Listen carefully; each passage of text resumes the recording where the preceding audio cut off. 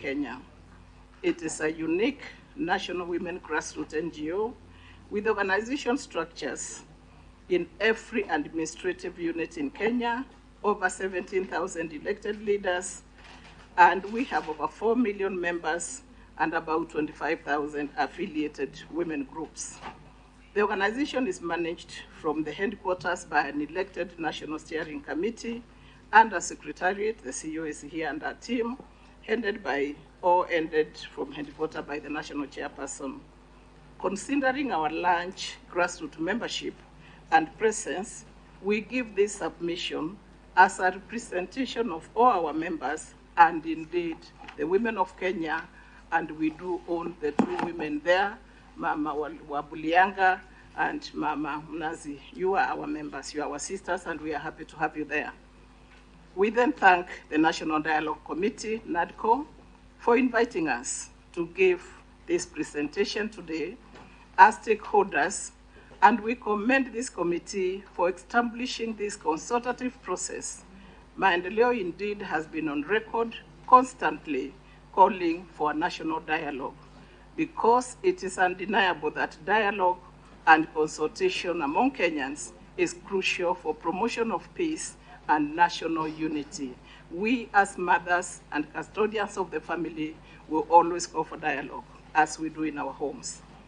This submission is on behalf of then the team I've talked about, NSC, as I've introduced the members, the board, which is 58 members, basically 47 county chairs and 11 national officials. It is the biggest board, I'm sure, in this country.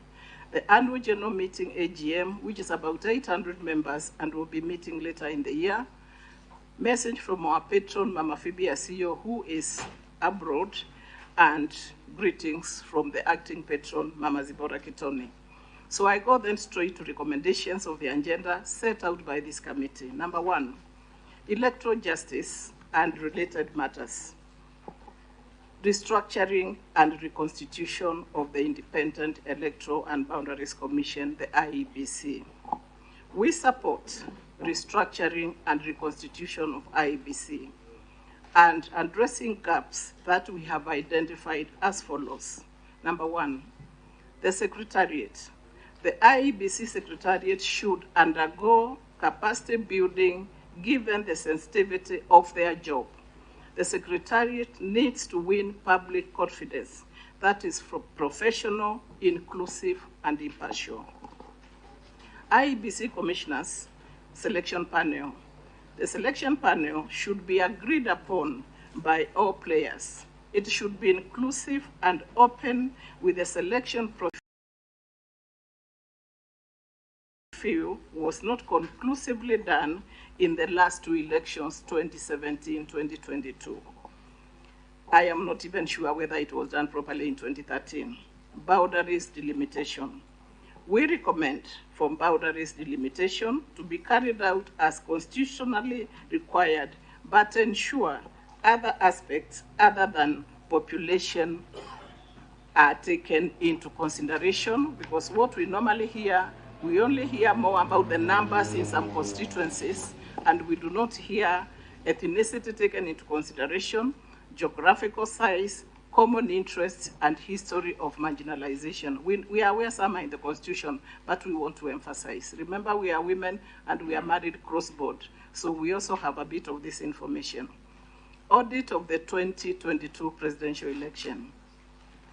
We are on record many times calling for dialogue, as I've said, and now that this bipartisan team is already working, I am sure this committee will get a solution.